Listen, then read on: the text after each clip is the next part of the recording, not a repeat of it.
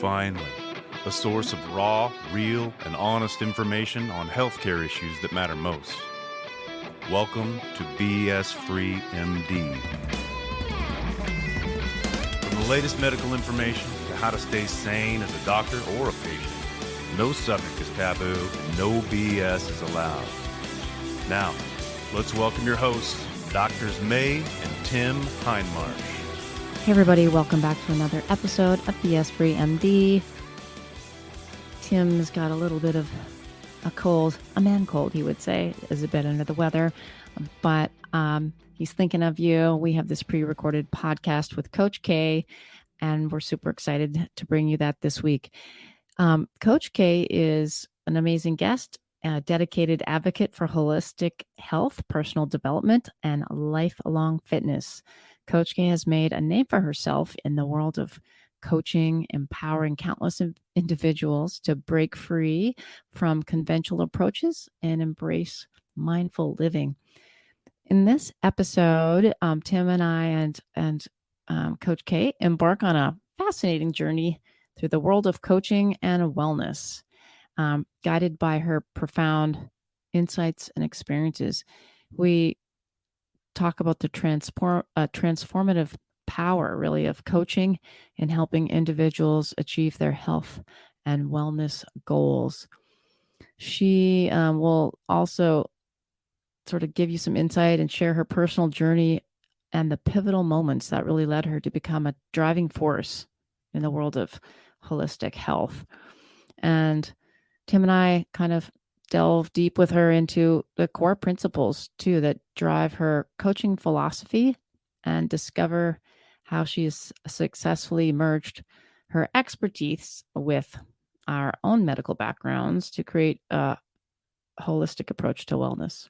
So if you're ready to gain a fresh perspective and listen to some real mindful living stories, personal development, and the transformative power of coaching, you're in the right place. Stay tuned because we're going to embark on this incredible journey with Coach K right here on BS Free MD.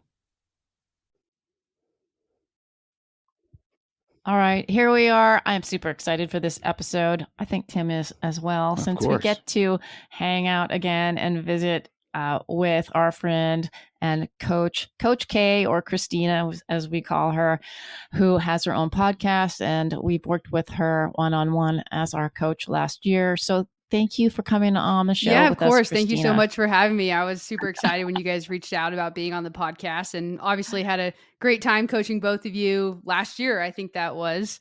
And so, yeah, I'm really excited to connect again. So without going into all of our ups and downs and personal stuff with coaching, which we've done on our own podcast and shared, and that's been fun, we wanted to have you on so that you could talk to our audience about your story and what your how you got into coaching and your background and your podcast. And I listened to your podcast. I love it. I love the guests. I love the whole psychology and mindset training and work that you do, which I learned from last year. So why don't you start by just sharing a little bit with our audience, your background in sport, in school, growing up, and how that got you to where you're at today. For sure. That's a big question to start off. So if I get long-winded, you just let me know. But all right. Yeah. So, I mean, I've been coaching for 10 plus years now, basically my entire professional career, even starting when I was getting my master's degree as well. And I'll get into that a little bit later in the specifics of that. But my journey with fitness and sports and all that definitely started in childhood. You know, just like any other kid who played sports, I played tons of sports, but then ended up narrowing it down to basketball, and played competitive basketball in high school and through college. But it was in high school where this mindset piece and my passion for psychology, without me even really realizing it, really started. And the reason it started was actually when I was a sophomore in high school, almost without realizing, which I know sounds crazy to even say now, but I ended up very heavy for a 15, 16-year-old. I actually weighed the heaviest that I have as an adult by far. I weighed 208 pounds as a 15-year-old. And I was active. I was an active kid. Like, I played competitive basketball. I was always actually one of the best on my team. And so, like I said, it kind of just happened without me even realizing. I was always being told I was great at basketball and I was doing good things there and all of this, but it almost felt like I woke up one day and realized I was too heavy. And luckily, I had this coach at the time. She was one of the assistant varsity basketball coaches from my high school, and she ran a summer conditioning program. And I would go to these sessions during the summer. It was hot in Sacramento, like 100+ degrees. We're out there running stadium stairs and running time miles and stuff like that. And I was terrible at this stuff. Like, you put me on a basketball court and I could get the job done, but you make me go run a time mile, and I was running like a 10:30 mile, which at the time was quite a bit slower than a lot of my other teammates. So this coach at the time kind of started getting in my ear about it a little bit. And luckily, she was doing it in a productive way. It was basically trying to get me to realize, like, hey, you have so much more potential than this. And like, hey, let's get you to start taking care of your body in ways that maybe you don't even realize you can, and whatever. So basically, at that point, that started my journey of realizing, I am working hard in some way. Like, I'm training for basketball and I'm good at basketball and whatever, but there's so many other things I could be doing to take care of my health and to change my habits and to focus on the mindset piece of things. And so I started doing little things like, well, I'm sure we're going to talk a lot about habits today, but I started logging my food in a little journal, right? I wasn't using my Fitness Pal at the time or anything, but I was just like writing down what I thought I was, eating. And I would set little challenges for myself. Like, I didn't know a whole lot about nutrition at the time, but I'd be like, okay, this week I'm like not going to eat any cookies, right? Or like, this week I'm not going to eat any chips. Or I just started to make all these little small changes. And I also started going to the gym, like the actual fitness gym, not the basketball gym. And I started setting these challenges for myself where I'd get on the treadmill and I would run a time mile. And every time I would go to the gym, and I was going multiple times a week, I would just press one level up on the treadmill. You know how it goes, like 6.0, 6.1, 6.2. And I would just go one level up each time. And eventually, about a year later, got to the point where I had lost 20+ pounds and started running like a 7:30 mile at the time. And that just like really started this trajectory for me of realizing there's so much more potential here, right? Like, if I just set my mind to something and I just start taking these small steps, let's see what I can accomplish. And I ended up playing college basketball, worked super, super hard. That work ethic piece kind of transferred over to that. Since I was talking about the time mile, I ended up running an under 6-minute time mile by my senior year of college. So I made huge improvements there.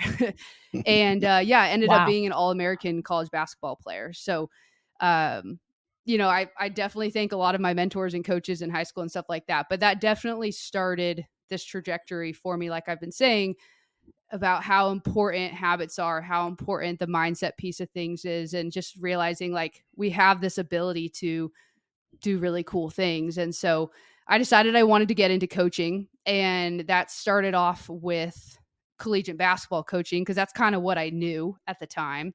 So I went and got my master's in coaching and then spent about 7 years coaching collegiate basketball, including becoming the head women's basketball coach at Lewis and Clark College in Portland, Oregon. And then it was during COVID where I decided to make a little bit of a career change and move into the remote working world, a little bit more of the personal training world. And when I started working for Redefining Strength as a one-on-one fitness and nutrition coach. So that's where I met you guys, obviously. And in that position, I work with clients all over the world and helping them program out their fitness and nutrition programs. So that's what I'm currently doing, along with also my podcast, Making Changes, Breaking Barriers, which I've started. And that's where I really am focusing on that mental side of things, the psychology behind changing our behaviors, getting over roadblocks. And so that's been really fun to have as a little bit of like a passion project and getting to talk about something that I really love.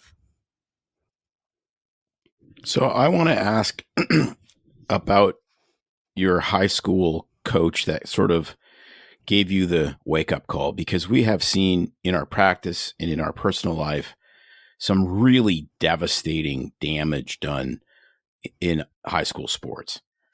Eating disorders in wrestlers, eating disorders. I had an eating disorder. I mean, May had an eating disorder. We've seen it in our kids' sports. Coaches, you're too slow, you're too fat, like really, really harsh, kind of scary stuff that ultimately when you see what happens to these people, their performance may increase.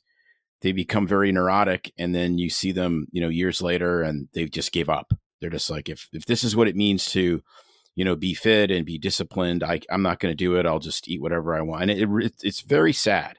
So what on earth did your coach say that actually encouraged you and didn't damage you? As we know, I mean, being an adolescent is hard, like male, female, whatever. I mean, it is really difficult. Our bodies are changing. Obviously there's tons of self-conscious issues that, all of us went through. Now it's worse with social media. I mean, none of this stuff existed. Me either. May and I mean, we scratched stuff on the walls of caves. Yeah, you guys are old. So yeah, no, I'm kidding. Yes, exactly. So what did she say? He or she say that was like, okay, I'm better than this, or or maybe it wasn't. Maybe it was all Christina. Well, it sounds like it wasn't. Yeah. I mean, I just. So I'm glad you bring that up, because I do think that that's really important. And I do want to also say that time didn't come without the self-consciousness. And I do definitely remember, I say one day I just kind of woke up and I realized I was heavy. In a sense, that was the case, but I also do remember times where thinking, okay, it's summer, getting into a bathing suit. This feels a little bit less comfortable for me than maybe it does for some of my friends. And there was like a little bit of that, but I think because I did have sports and I was good at sports, that really helped my self-confidence as well, right? So it was probably maybe not as bad as some kids experience it as, but I think there's two parts to this. And I'll actually start with someone that wasn't my coach, and that was actually my parents. And I do think, looking back, that the approach that they took had its pros and cons, because, and I've talked to them about this before, they obviously played a part in me getting that heavy, but at the same time, they also very much allowed me to be in that process on my own with support, if that makes sense. So like when I did start to dial things in, my parents weren't people who were saying like, you need to lose weight, or you're very unhealthy, or like none of that stuff that might really sit with a kid pretty badly. It was very much just like support. Okay, you're wanting to eat healthy. Like, okay, let's see what healthy meals we can incorporate. And, let's see if we can take out some of the unhealthy snacks and stuff like that. But they allowed me to make those changes kind of on my own, which I think in the long run, even to being an adult now, really, really has helped me. When it comes to my coach, I think what was really beneficial there was she always took an approach of, this matters because of your performance. It was always performance based. So it was never so much about the nutrition. She talked to us as a group in general about the nutrition, but it was performance. So it was like, hey, let's see if we can increase this mile time, right? Hey, let's see if we can get you to be in the middle of the pack on these stair runs, or different things like that. Hey, let's see if we can get you to be, at least top 3 in these liners, or whatever we were doing. And so I think the performance-based part of it really helped me. Obviously, that requires someone is doing something that could be performance-based sports or something along those lines. And I think that's actually transferred over to my adult life now. I find if I don't have something to train for, my nutrition quickly starts to go out the window. And I actually love having something to train for. Yeah. Like I love it. I'm competitive. So like right now I'm actually training for my first ever half Ironman. So we'll see how that goes. It's in October and I've a couple weeks into training. And my nutrition's been great. But when I don't have that, I'm like, oh, let's go drink beers and eat nachos, so that's definitely transferred over. Hey. Yeah. Hey. Guilty. No, that's. I love that. Definitely putting or changing the shift to the performance and the activity is so different than saying that blaming you or the person as this is unhealthy. It's like, how can we channel this so that it's all about goals and not about you personally as a failure or identifying as a fat person or whatever, or a skinny person, underweight, whatever it may be, but as in this is going to benefit your performance. And if that's, really meaningful to you, then that translates. It's such a fine balance though, because man, I was just finished reading the audiobook of Mel Robbins' book on I'm going to lose the title of it right now. Take Control of Your Life, which man hit some chords for me, but there's a part in there where you have to be almost careful. And I don't know if you've read her book or know much about it, but it also talks about the perfectionism and kids that get labeled smart, or talented and gifted in academics, and that's all they know.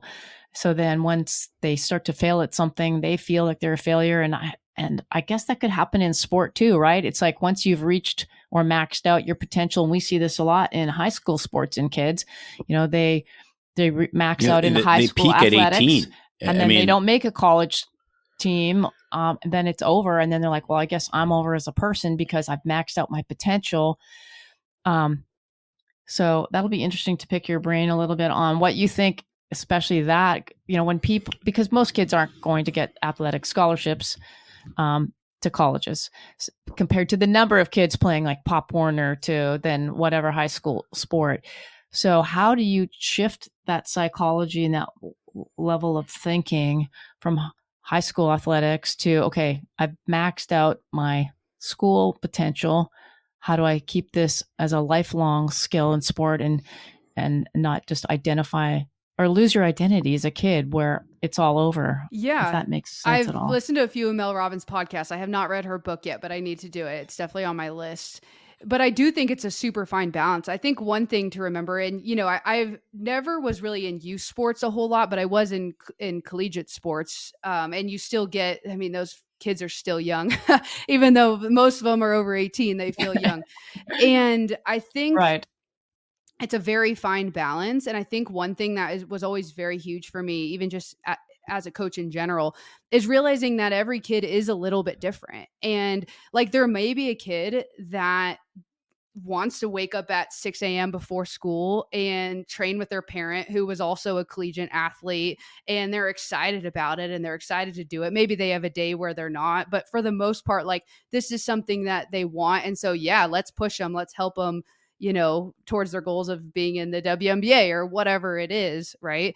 But there's also going to be plenty of kids who that's not them. Right. And they don't have that drive. And then it's more, so I think listening to the kid and listening to what it is they want and realizing they're going to be emotional beings and there's going to be ups and downs and stuff like that. But like really trying to get to know them and listen to them when they're saying things and not just assume that you should just keep pushing them in one direction if that's not really what they want anymore. Because the reality is, if you do that, they are going to be done at 18, right? They're going off to college most of the time and going to get to do what they want. So even if they do end up getting the college scholarship, I had plenty of friends go play college sports and end up playing a year or two and then they're done, right? Even D1 players, and then that's even harder almost, because then they do very much feel like a failure and, oh, I've lost my scholarship now. And, but in reality, that maybe wouldn't have been the path they would have chosen in the first place. Yeah, it's such a hard balance because, people just need to do the math, and it's just, when our son was playing hockey, May's like, oh man, the kids that are like way better than him, like, those are the kids that could get into the NHL. I looked at her and I just started laughing. I said, look up how many kids that are born in Oregon have made it to the NHL. It's like one. That's crazy. And it's just, it just doesn't, there's certain realities. And, we've talked to families where they spent the equivalent of the entire tuition for 4 years of college so that their kid could get an athletic scholarship, and then they play 1 year. And you're and with like traveling sports. Well, then she'll get a scholarship, and it's just like, no. If it's money and scholarships, you're way better off to have smart kids than athletic kids. Let's just be really honest about that. There's lots of academic scholarships. There's not a lot of full rides D1 caliber schools. Yeah, That's just the way it is. I was just the crazy thing is though, so that's like the majority of the time, but I have to say this. I was just watching the NBA draft and there was a guy who got drafted, I forget to what team, and he was talking about how his dad basically used his whole 401k to pay for his travel ball. And here he is now, getting an NBA contract, which even that first NBA contract is at least $1 million contract, and so I think that's what people start to, or what parents, and I'm not a parent, so I have to say that, but this is just my experience of being in coaching and from what I know, but you almost start to hold on to that one case and you think, well, this could be my kid. Yes, but exactly. People that make the NHL, people who make the NBA, those kids, they're unique, right? And I think we have to recognize that. We have to look, and if that's not the case, that's okay too. No, that's exactly right. Like what we did I'm actually proud of what we have done from a fitness perspective with our kids. Our kids are super different. Our daughter is way different than our son. Our son is super self-motivated. He did a full Ironman in under 13 hours the first time he tried. He did 4 years of junior varsity cross country. He was not a fast runner, but he just never quits, right? And so for him, he's always going to do fitness stuff. Our daughter, she swam. She was not a super stellar athlete. She still swims. She is still a lifeguard. She's still fit. She still cares about that. She still researches how to change her diet if she, feels like she wants to lose weight or change her body or whatever. And so I look at that and I go, that's success. Now, neither of them were stellar athletes in high school, but they're really stellar people as far as taking care of their bodies as adults. And from my perspective, that's the whole I totally point. agree. Just to bring it back to high school again, like I had some friends who were the best on their comp soccer team and whatnot. And, and they were, parents had them so strict with their nutrition. And then as soon as they go to college and they're on their own, they gain 20, 30, 40 pounds and their favorite food is cereal. And, it's kind of an extreme case, but yes. So to be able to somehow find that, if you're not that unique, 1 in 100,000 kids who's going to make an NBA, NHL, some sort of professional team, then how can we find a way to make this fitness long lasting so you can be healthy for what is going to be the majority of your life? I think it's important. So yeah, since we're on that topic still, and I kind of want to sort of finish it off with, what are your thoughts as, having grown up in sport? I don't know how active your siblings, I know you have siblings, and your parents were athletically, but how, since most of us aren't going to be like professional athletes, tennis players, that's my thing, basketball, and whatever it is, what do you think is a safe and healthy way to try to encourage or help parents and encourage kids to make it an activity that is a lifelong thing for health? So I think if you have a kid who loves their sport, let them play their sport. And I think in a way, don't put too much pressure on that. Winning is not going to be the most important thing. Them being a starter is not the most important thing, but them just being part of that team. And the majority of the time in your sport, you're practicing, you're not playing games. Right. And so let them go to practice, be part of a team and get the fitness in. Right. If they're not part of a sport, I think getting kids outdoors is huge, because I think there is such an emphasis on team sports or, those sort of popular high school sports in our society. But I live in a place now in Bend, Oregon, where that isn't the biggest thing. The biggest thing is mountain biking, it's skiing, it's cross country skiing, it's all these other things. I went to this, this is very new to me, but a criterium for the first time yesterday. They have one locally. I didn't do it. Wow. I went to go watch our friend who was doing it here in Bend. But, there was what looked like 16-year-old boys on their road bikes out there doing that, and so I think just recognizing that there's so many different ways to get that activity and fitness in. And so, pulling kids away from the TVs and the iPads and stuff like that, I think is huge.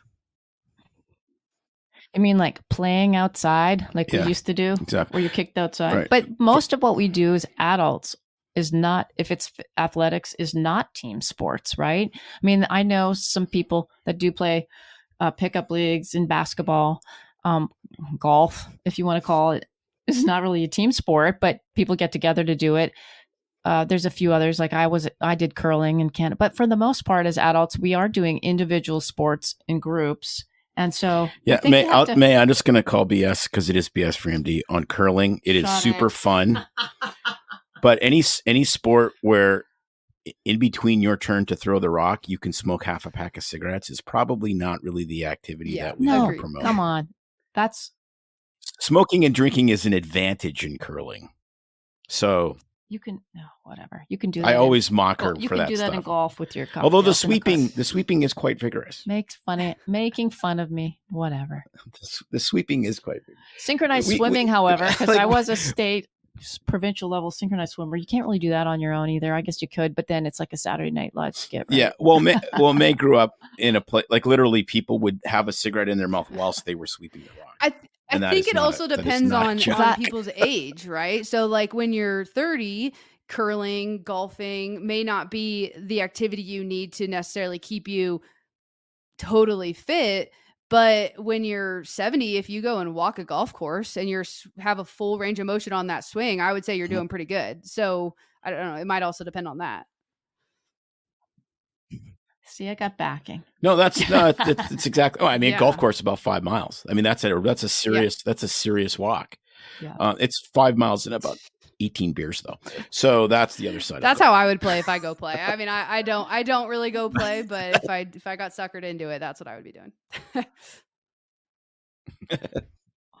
So tell us a little bit about going from coaching as basketball to now coaching clients in their everyday struggles in life. I mean, obviously it's quite different from coaching a team, but I guess you're still coaching in each individual on the team.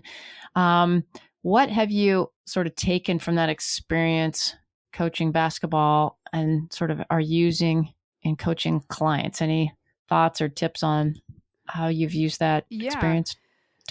That's a really good question. So a basketball team, luckily, is pretty small when you think about it. I mean, we had anywhere from 11 to, I think actually we had a big team of like 16 one time. But, it's small enough, very different from, let's say, a football program where I had a very good relationship or very close relationship with pretty much every member of our team.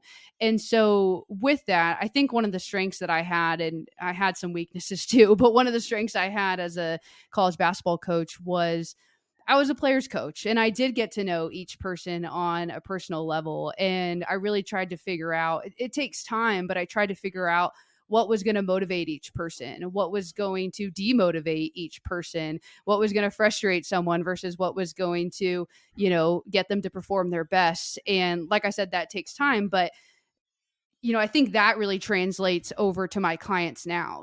I get given a client in the job that I have right now, and supposedly we're supposed to be a good fit, but there's this whole process, and generally this takes a few weeks of me really trying to dig into all those things I just mentioned. What's going to motivate them? What's not going to motivate them? What's going to help them just to keep going? Because a lot of the times that is what most successful people do, is they just keep going. It's not always going to be perfect, but they never get to a point where they just quit. Right? Where they just say, this isn't worth it. Let me just go back to everything I was doing before, which wasn't working, because that's why they came to us in the first place. So really trying to dig into someone as an individual and not just say, this is how we do things.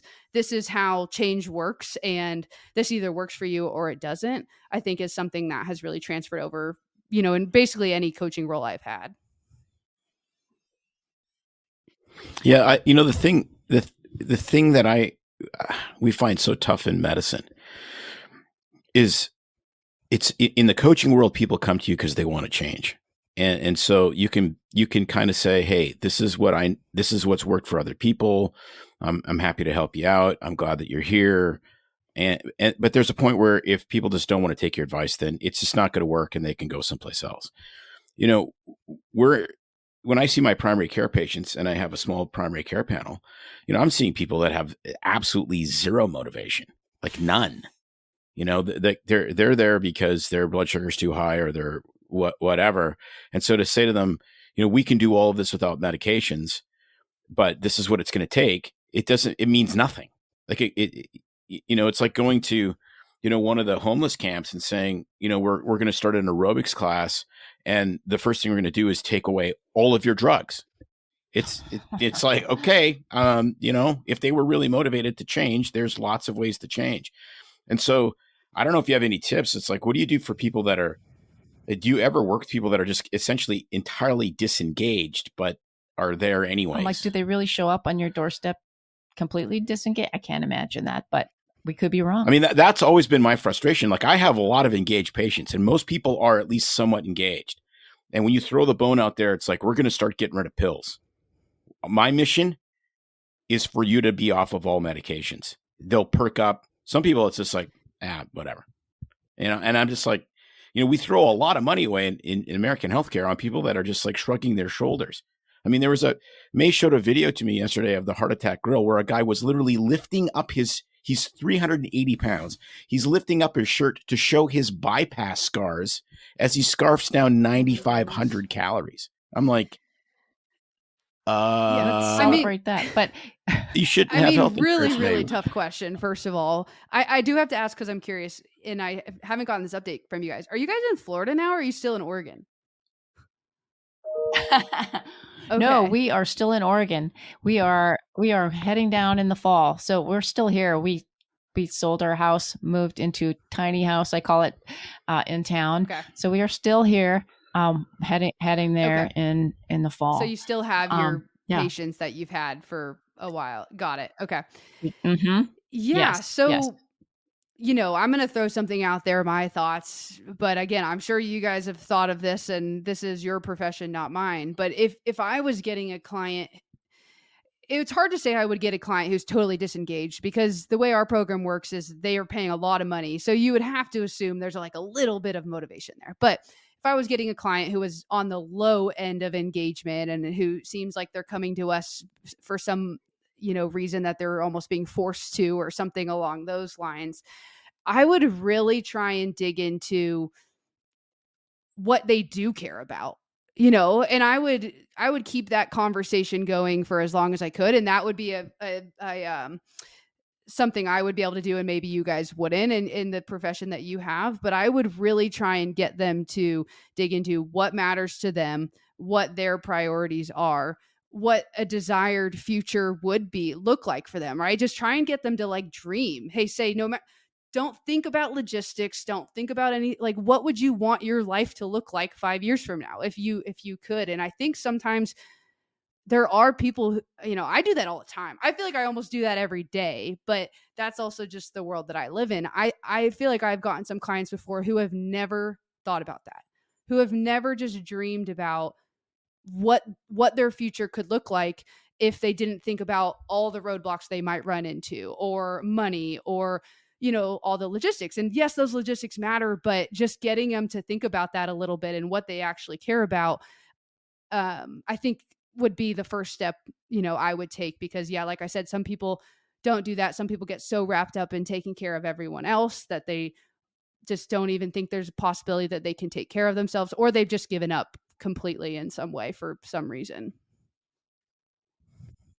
I think I think that is tremendous advice. Yeah, exactly. It hit home because we did that actually with some financial planning work we did a few years ago. And it's the same thing, to start to, even if you can't, if you're so caught up in the day-to-day of your life that it doesn't matter if it's finances like it was for me, or fitness, if you've never been there, to even just imagine if you had unlimited sort of resources, or if you had unlimited fitness ability to do, just dream. What would you do? What would your like day and your life and your free time and social time and like fitness life look like? Just to imagine that is a brilliant starting point, because I think so many people don't even do that. Yeah, intelligent people, not just It does. The intelligence part has nothing to do with this. Even if you are already kind of on a path, sometimes it's helpful to sit down and write it down. Just let your mind wander and dream. Well, what if ultimately, if you could just imagine something else, like a different path or avenue, like what would that look like? Well, but it's interesting because there was a UK study that they did on people in hospice, and they asked them, they collated what was your biggest regret? And, these people are, they have 6 months or less left to live. So they are very honest. And the number one thing is I lived my life based on what I thought other people thought I should do instead of what I actually wanted to do. So I think we're answering the question that you posed, is most people, like the vast majority of people, have no consideration for what do I want to be in 5 years? What do I really like? Why am I spending money on this thing that's supposed to make me happy when maybe it's really some other things I could use resources for? So it really, our financial planner actually sat us down and said, here, do these, like when you're retired, what's your day going to look like? And I'm the guy, because sarcasm is my love language, that just writes down hookers and blow. But, May, how do you do it, May? How do you all do I can it? say How is do you do sorry. it? I have earplugs in all the time. No, so, but it really makes you kind of go, okay, I'm working my absolute rear off. I'm plowing money into a 401k because that's what you're supposed to do, so you can retire at whatever age it is. And if you retire earlier, you win even more. But what do you win? And I sat there looking at that paper, and it's like, what's your good? Well, I'm going to get up, going to take a shower. I'm going to work out. I'm going to take a shower. And you're like, whoa, what am I saving for, man? And it's the same same with health and fitness, right? It's just like, wow, this is crazy. Like, and then you get into it, kind of the Jordan Peterson stuff. It's like, you're going to sit on a beach and you're going to drink 10 margaritas a day, man. It's not a life, and it's like, because it's not a life.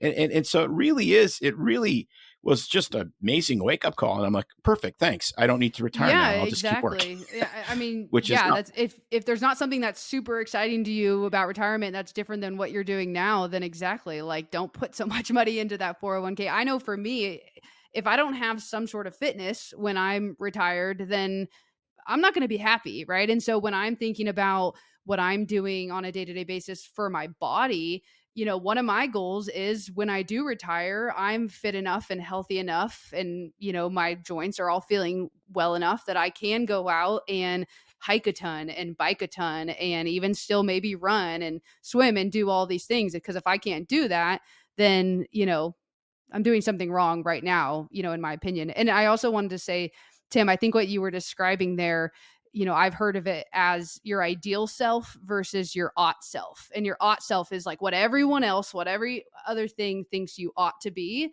versus, which is the way, like you said, most people think about things, will go their whole life thinking about and making decisions based off of, versus what's my ideal self, or like we were talking about, what's my dream moving forward.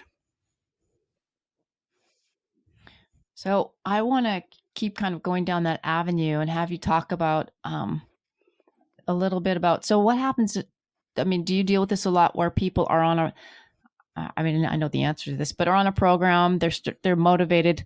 We see this all the time. We've been there too, personally. I think everybody does, but you reach a point where it's like, yeah, you're gung-ho. It's like everybody signs up for the gym in January, and then motivation and then interest wanes with time. And how about with coaching one-on-one? Do you see that a lot where people start to lose motivation, incentive, even when they're paying the money?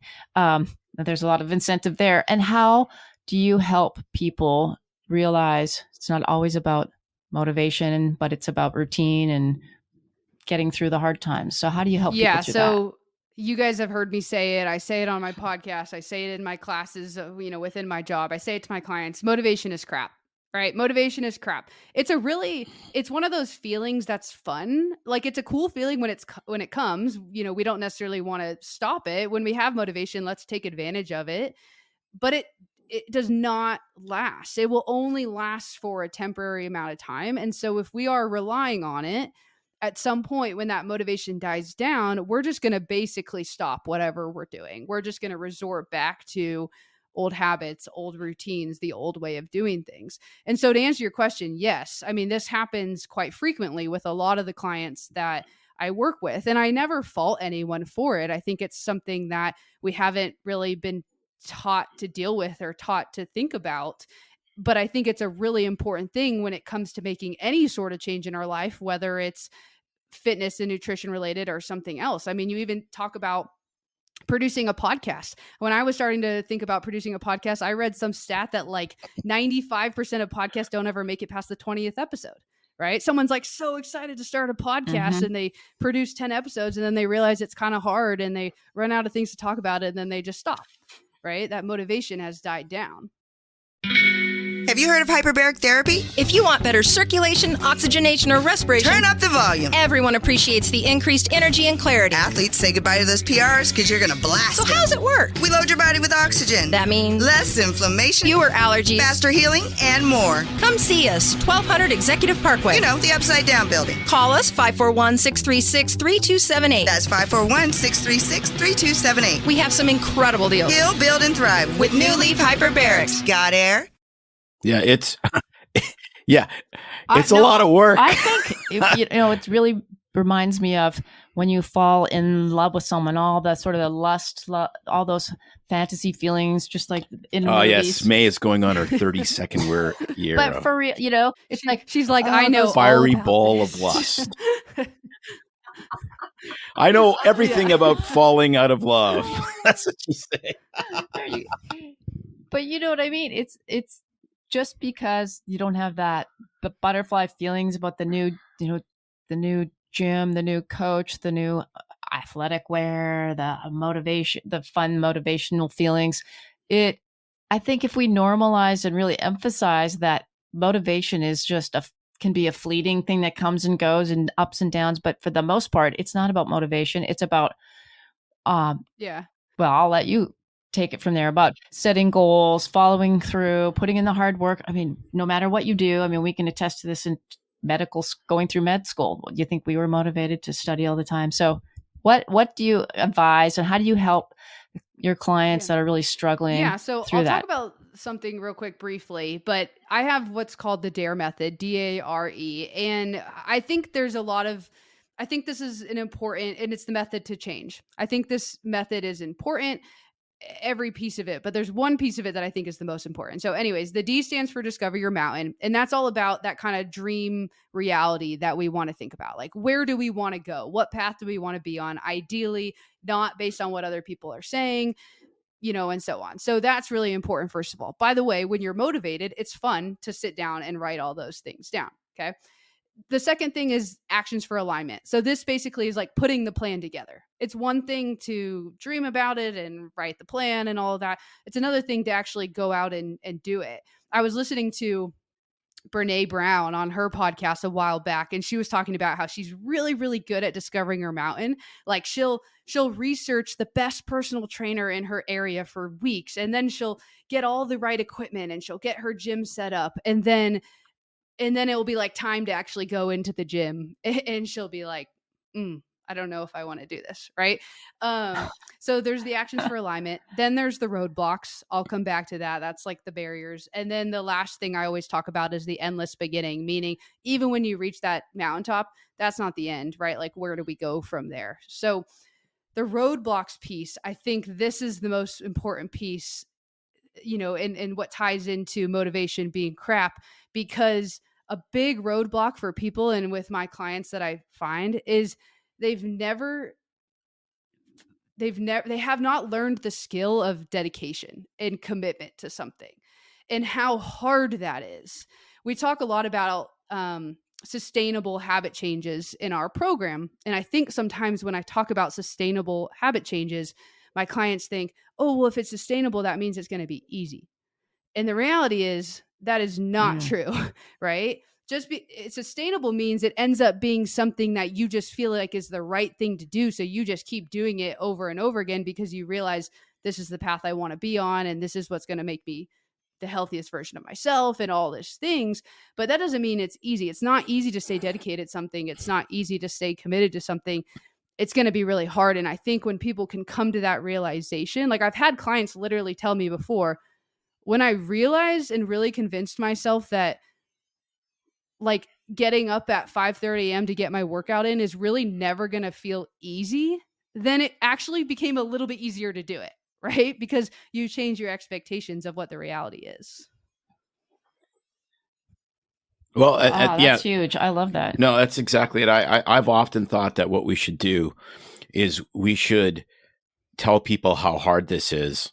And because all of the charlatans online, everything's easy. Well, like that man, I honest to God want to drive to the guy's house and punch him in the throat.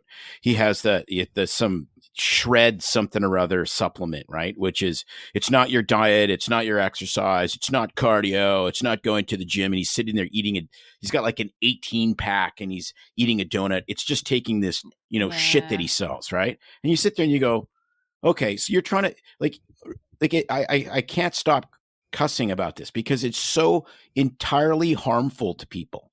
It's like, this is really, really hard, really hard. And you're saying that everyone's doing the hard thing wrong because really it's just easy and you have the secret. But somehow this guy's making piles of money because he advertises absolutely everywhere. And it's just nuts. I think the Marine Corps had it right. They had after Vietnam, they couldn't recruit anybody. No one, honestly, why would you want to go into the Marine Corps after, not World War I, after Vietnam, rather? Why would you want to do that? So they consulted a marketing guy and he said, don't tell them that it's a great job. Don't tell them that they get their $5 an hour. Don't tell them any of that. Tell them it's the hardest job in the world. And that's what they did. That's where they got the few, the proud, the Marines. It's like, if you want to be a badass, you join the Marines because we are the most difficult branch of the military. Recruiting exploded. I really like that. And I think the cool thing is then you've set the expectation so that the people that come in, I mean, if there was a fitness program that was literally advertising in that same way, this is going to be really hard. You can't eat donuts except for maybe on a very, occasional basis or whatever it was, instead of saying, oh yeah, you can do all these other things, which some people do that and it's okay. But, then you would get people coming in and there wouldn't be, oh, well, I thought this was going to be easy. You would get people coming in who are like, I'm ready to do this. I'm ready to work hard, which I think would be cool. I'm thinking of fitness competitions. My friend's done them and I right off the bat, I'm like, yeah, we all know how hard that is. All that type of stuff. Yeah. Certain fitness competitions that rhyme with CrossFit. When they started having, 40-year-old men going into the hospital with rhabdomyolysis, I was like, maybe that's a bit much. Maybe we should back off on the pull-ups there, Chief. So I want to switch gears a tiny bit though, and ask you, because people love like details and nitty gritty of specifics from our guests. What are some of the more common things and struggles when you're working with clients that you see? Like, is it under eating, or more than overeating?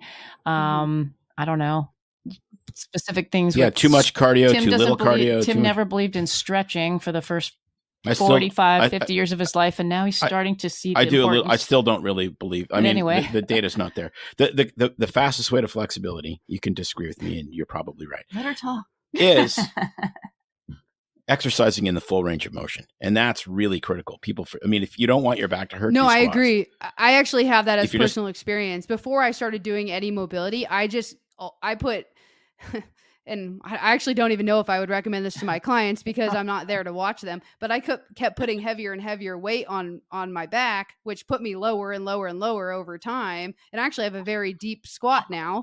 And now I do mobility work, but I kind of had that deep squat before. So I don't disagree with that to some extent. You weren't that person in the gym with the Instagram post that tipped over backwards and got pinned by the barbell. But mobility work is different than just stretching. And I think that's the real critical piece to the puzzle. Yeah. There's activation, there's working out in the full range of motion. And, of course there is some stretching to that, but this idea that you're going to do these stretches and it's going to protect you from injury, there's zero evidence. So, yes, there's a lot more to mobility and staying injury free than just stretching. Especially if someone's just talking about like static stretching, right? There's even a huge difference between a dynamic stretch versus a static stretch. I really love Corey's approach. Corey, for anyone listening, is my boss. She's the owner of Redefining Strength. So we start every routine with a little bit of foam rolling, which can do a variety of things, from loosen up a muscle to help a muscle not be overactive. To then we go into a little bit of a dynamic stretch, and then we go into activation. And I think that combination is really important for injury prevention, really being the big one. And helping certain muscles not be overactive when they shouldn't be. which also helps injury prevention. But to answer your question, May, that would be one thing. I mean, I get a lot of clients come in, even clients who are training for an Ironman or clients who have worked out their entire life who say, this foam rolling, stretching, and activation thing is really different. And I've never done anything like this, something like that. And the reality is they should have been doing it since they were in their teenage years. So that's a huge one, and something that we do have to really work on the mindset of that, like being open to a new way of doing things. And I will say that is one thing that 90% or higher of the time, people in the end say, this was so beneficial, right? And they've stayed consistent with that fitness routine the entire program and didn't get hurt, right? Whereas maybe they would have in another case. Another thing that, probably the biggest thing that I see with the majority of my clients that we end up needing to change is their protein intake. I mean, that unless someone is already tracking macros, like literally, unless someone is already using MyFitnessPal and they have a 30% or higher protein goal, right? So if a client comes to me and they said, I have never used MyFitnessPal before, I guarantee you their protein is like 10% to 20% max of their total calories, right? So that's huge. I mean, I rarely get a client where I'm not like, the first step is we're going to increase your protein. And a lot of times the response for the client is, I didn't even realize how little protein I was eating. That has to be the biggest thing. Oh yeah, I know it so well. I mean, because me being a protein lover, and I like meat, and thinking compared to when I watch myself compared to family eat, friends eat, I'm like, wow, I consume a lot of protein. And then you're right. I started tracking with you and I'm like, this is pathetic. No, what a shocker. It's really wild because when you collect data, it opens your eyes, right? It's just data collection. But unless you it's really interesting to travel with people and just observe. Like once you've kind of taken it for granted and, you've counted macros for a while and you understand how much protein you need, and then you watch other people and you go, people eat almost all carbs and fat. I mean, it's just unbelievable. I mean, it's just, it's, like May's favorite James DeNick. It's like, that's the lethal combination. You can eat nothing but fat and protein and, you can do really well. And I think diabetics do great on keto, especially, et cetera, et cetera. But this super high carbohydrate and super high fat ratio, I actually explained it to a patient yesterday. I said, it's kind of like this. If you have fire and you squirt oxygen on it, you get a massive fire. If you have fire and you squirt hydrogen on it, you get the Hindenburg. If you have two hydrogens and one water and you combine them and you squirt it on the fire, it's and did water your client and understand what out. You were saying? So yes, because but here's where you're going to understand how skilled I am as a physician. I knew he would understand it, and I picked that analogy because he's an engineer. Fair. I thought you were going to say a fireman. No, but he's like, wow, that's really profound. And I'm like, yeah, but there's a lot of people they did look at me and they're like, what's the most of the time, and there's probably an exception to this I'm not thinking about, but most of the time, if someone is eating higher carb, like I'm thinking about that guy you guys mentioned who you had on your podcast who hikes all the mountains here in Oregon. What's his name again? Yeah, Rocky. I think he mentioned on your podcast that he was eating maybe like 40% protein, 40% carbs, 20% fat or something like that, right? So most of the time, if your carbs are high, your fat's going to be a little bit lower, right? So those balance each other out a little bit, but it's because you're using those carbs, right? Like you're actively daily using those carbs. And if your fat is low, most of the time there's a lot of other healthy benefits to the carbs you're eating. You're eating fruits, you're eating vegetables, you're eating sweet potatoes. You're not eating pizza, you're not eating French fries, you're not eating, Fruit Loops, nachos, those sort of things. So and yeah. That's true. No, well, yeah, and when you exercise, when your average daily calorie output is 13,000 calories, it's a little bit different. I mean, and Rocky is a freak. I mean, he is, and he would acknowledge that. But if no one's ever listened to that episode, we'll put it in the show notes. It really is fascinating because the guy will eat 3 extra large pizzas in one sitting, but then he might. I mean, The devil's in the details. He knows his macros down to the ounce just by looking from years and years and years of practice. So yeah, you get to do that twice a year. You don't get to do that as a lifestyle. Yeah, I wouldn't recommend following him as a place to start. 2 boxes of voodoo donuts at one sitting. Like just thinking about that makes me I mean, like I have a client right now who has 4 Ironman events this summer and fall. She also eats plant-based. And so yeah, anyways, that combination of the two, I have her sometimes at 40% carbs or 45% carbs, but I mean, she's exercising for 4 to 5 hours a day, so she's using those carbs, which I think is the important thing. So how do you, I'm curious about this because we've had so many shows on diet we've had Corey on talk about macros and explain that. We've had carnivore Anthony Chafee who thinks plants are trying to kill you. We've had some other people on. Because they are.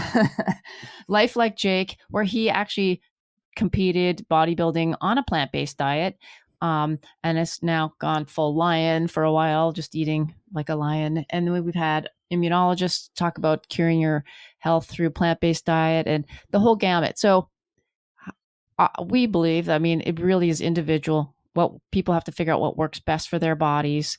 How do you, as a coach, kind of figure that out if a client's struggling and they don't know what, not just plant versus meat, because that's more on taste and palate, but high fat, low fat. How do you figure that out? Any tips I mean, or secrets? think the biggest thing, and I'll kind of talk about, I don't know how you would describe this in reality, but like the average person, not someone who's climbing mountains every day, not someone who's a professional athlete, I really do believe in macros, but more so I believe in starting by just logging your food, because I think a lot of people don't even, like we were kind of just talking about, don't even realize what they're eating. And so just starting there, like if I get a client who is very confused and doesn't know where to start, just starting with literally having them log their food and start to understand, oh, well, this food has this in it and that food has this amount of fat in it, just starts to give them so much knowledge without even me having to step in. And so that is always, I think, a really important first step for kind of like the average person. And then figuring out the details, like how many calories, what ratio that they should be on, meaning how much fat, protein, carbs, and fats they should be eating. It's very dependent on the individual, like you said. So it might depend on, is the client in menopause or not, right? We work with a lot of women who are in menopause and this is hard for us to know because we're not doing blood work as part of our program, but if they've gotten blood work before, that can be helpful. But if they've developed some insulin resistance, then we might really start them on lower carb and see how their body reacts to that. A lot of times, like I talked about, we're increasing people's protein because people just aren't eating enough protein. It might depend on their overall activity level, even though that's more calorie based. But yeah, I mean, I guess that's my way of saying it. Really just depends on the individual. And I will say there's a little bit of experimenting too. If I get someone who's pretty average activity, like they're maybe getting 8 to 10,000 steps per day, they're working out, they're lifting 4 days a week, but they do sit at a desk the majority of the time, and all of that, I may say, and they're not in menopause, I may say, hey, we're going to try a few different ratios over these first few weeks and actually see what your body responds well to. And it is interesting. Like I said, we're not doing that blood work along with it, but just to see, oh, this person actually responds a lot better to 40% carbs than they did to 40% fat. And that does happen sometimes. Yeah. And I think that's what's been really refreshing with, working with you and working with Corey is, I've said the only thing more culty than Jim Jones is diets. Yeah. And it really, it's just this weird thing. And like people identify themselves, like, what are you? I'm paleo. No, you're not. You're Bill, and it's just like, it really is an amazing thing. It's true. And it's like, as soon as it works for them, it works for everybody. And I think there's some truth to that at a macro level, but man, oh man. I mean, even Anthony Chafee, one of, his kind of people that he works with, who's a nutritionist, she's like, there's some people, they really do feel better on carnivore, but we have to add just a bit more carbs back. And then they're just completely dialed. And so there's obviously, I mean, yes, humanity is one race of people, but my goodness, we've developed microbiomes and resistances to certain kinds of diseases, et cetera, based on living in vastly different places. We're not. Yeah. And a lot of the time, like, for example, let's take like the Mediterranean diet, right? If someone goes from eating all those things we just talked about, like hamburgers, nachos, pizza, they go to the Mediterranean diet, of course they're going to start to lose weight, right? They're cutting out so many carbs from their diet. They're cutting out so much fat. They're cutting calories probably extensively, even maybe without even realizing. Of course they're going to lose weight. But something that we talk about a lot I talk a lot about with my clients is the sustainability of what you're doing. And I'll do it. I don't know if you guys will be okay with this, but I'm going to kind of throw like Weight Watchers under the bus. I was actually it was a client who was telling me this. Okay.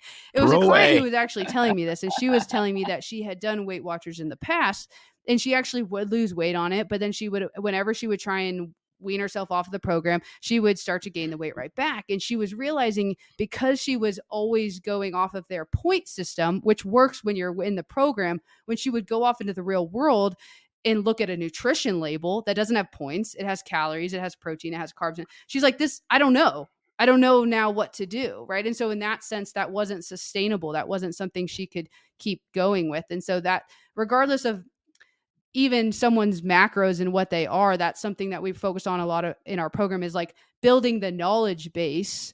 So even if you're not in menopause, once you go in menopause, if you read, oh, I should just lower my carbs a little bit, you actually know how to do that, whether I'm there anymore or not. No, that's perfect.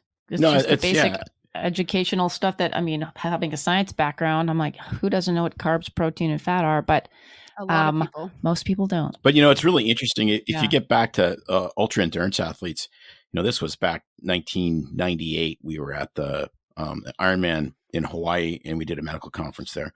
And it was really fascinating because there was Mark Allen and Dave Scott. So the two greatest, they're icons, they're ancient icons now of the sport. Dave Scott ate probably 80% of his calories were carbs, because it's like, you need carbs to fuel. And Mark Allen was like, give me a box of donuts and I'll go for a bike. And what the thing that was fascinating is when they actually did muscle biopsies on all these guys, they realized that the people that win, that are the most elite Ironman triathletes, it all comes down to who can metabolize fat the most efficiently into fuel. And so you have one guy who's like the elite of the elite who could do that by eating carbs, and yet another guy just kind of ate whatever the hell he wanted.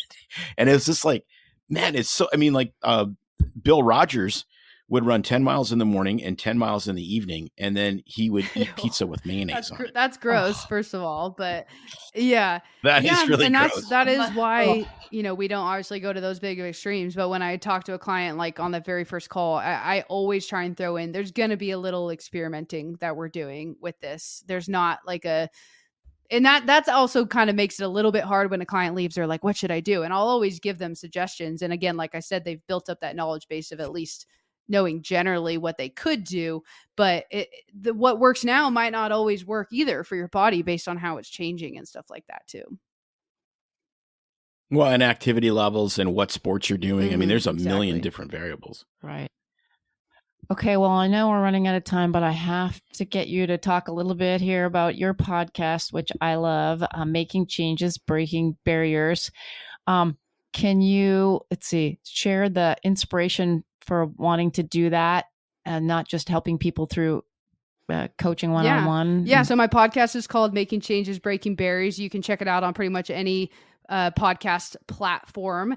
And actually, with my current position I have at Redefining Strength, I started a class that we ran every Monday morning called Magical Mindset. And like I've told you guys before, I mean, I've always had this passion. I was a psychology major in college, but just have always had a passion for the mindset behind doing anything kind of hard in our life. And so I got to throw that passion into that class, Magical Mindset, come up with a different topic every week, anything to do with building self-confidence to having better boundaries with the people around us so that we can actually do the things that we want to do and take care of ourselves. And, just a wide variety of things that that have to do with mindset and making changes in our lives. And I really, really loved it. And I was like, if I'm doing this, I should put this, into my own form, into a podcast. So that was the inspiration behind it. And yeah, we have almost 40 episodes to this point. I do solo episodes and guest interviews as well. The guests that I try and have onto my podcast are anywhere from people who have just done really cool things with their life, whether that's starting their own business or some sort of cool physical challenge. I also try and get, some psychologists as well as counselors, life coaches on there and talk about their experience working with people in the world. And yeah, so I think if you like what we talked about today, then you'll probably, should check out the podcast. So. Well, I love it because I love the whole mindset piece behind it. You have great guests as well. I personally like the episodes you do solo the most, just because it is more instructive to me. But who would be your favorite guest that you've had on if you had to pick one? Or is that too tough because you feel like you have to say certain person's name that I'm thinking? I have enjoyed everyone I've had on. I really enjoyed talking to Dr. Adia Gooden. She is a PhD and I feel like I'm a little bit on the spot here, but I just loved that conversation because she was so fun and personable, and I think for an interview she kept it very entertaining and had lots of good things to say about her transition from working at the university system to then finding the motivation and confidence to start her own business. And she's now a public speaker and has a pretty big social media platform, and so that was just a very enjoyable conversation for me personally. Yeah, I'm going to add one more thing from when we were working together, which is trust the system. I think that's really important because you're not going to starve people to death nutritionally. It may be a bit of a challenge at times, especially it is different. Your body is going to change. It's not simple. It's not easy. But people expect this 12, 13, 15 pounds in the first week or two, which is just completely nuts. That's what they, get sold on social media. Trust the system, because I can tell you it works. Oh, I thought you were talking about a podcast episode. You lost me for a second. No, I'm just saying. His brain sometimes. I'm like, hey, Christina, I'm sure is going, what? No. No, it's just that you really do. That's his you bunny make trail brain. You make changes, and you have to stick. Well, and that's the name of the podcast. Mm-hmm. That's the whole point. Is you're breaking barriers. And that's it. Because if what you were doing worked before, exactly. And I do talk about that on the podcast, and I talk about that with my clients all the time. That and I literally will say that sometimes if it comes to it, like, you joined this program for a reason. What you were doing wasn't working before, and so even if this isn't the perfect journey now, like, let's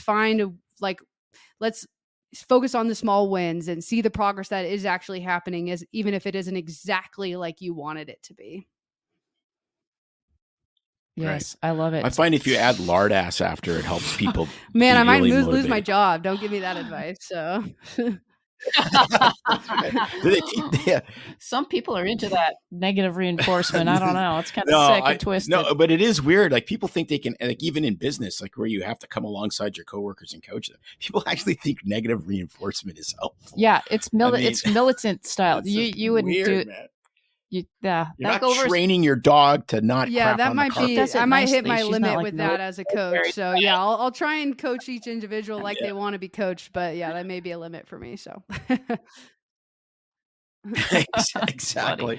So I think I know most of your social media platforms, but I'll let you tell our listeners where to find you, or if they want to work with you. Yeah, so you can find me on pretty much all the social media platforms, but my main one, I guess, would be Instagram at Change with Coach K. You can pretty much search Change with Coach K on TikTok, Facebook, YouTube, and you'll find me. I do post my video versions of my podcast on YouTube. So if you search Change with Coach K, you'll find those. And yeah, if you want to work with me, like I said, right now I do work for Redefining Strength. So I would go to redefiningstrength.com and set up a call, and that would kind of start the process. And if you did want to work with me specifically, just mention my name and your initial call, and then we'll get connected. Awesome. Of course, I will link all of those and the podcast It was so good having you on, and good to see you again, Christina. Thanks for taking the time to be here and share all your insightful thoughts and expertise with our audience. I miss working with you. And once my physical therapist has cleared me to actually lift up more than a cup of coffee, I might be calling you back up. Thank you so much for having me on the podcast. This has been really fun. Both Tim and I want to extend our total gratitude to Coach K for sharing her expertise and experiences with us. It was great and fun talking with her again, and an honor to have her on our show. And if you enjoyed this episode and found value in our conversation, please consider subscribing, leaving a review, or sharing it with your friends and family. Your support helps us continue to bring you valuable, no-nonsense content straight to you via Rumble, YouTube, and the podcast every week. And remember, your health and well-being are valuable assets. Take small steps each day to invest in yourself and your future. We'll see you next week. Oh, but wait, I got to give a shout out of the week. This week's shout out goes to Lariat S. Great guests on our family quiz question this past week. Keep the guesses coming. We'll do one every week from now on, and we appreciate your support and love that you enjoy sticking around for the fun. Thanks again. See you guys next time. Now, a final word from our sponsor. At Pearson Ravitz, they understand that life can change in an instant. It's hard to imagine that a sudden illness, injury, or catastrophic event could put you and your family in a devastating financial situation. Physician-founded and physician-focused, Pearson Ravitz builds human connections before they create quotes. Visit www.pearsonravitz.com today and embark on a journey of safeguarding your future. It's no secret that medicine is a bit, uptight. That's why Tim and I created BS Free MD, to mix things up a little and have fun in the process. Besides, we are having these exact same discussions all the time, so we thought we might as well invite everyone to the party. If you really like us, you can get plenty more, and maybe see one of Tim's cool tattoos on our Instagram or Facebook pages at BS Free MD. See you next time.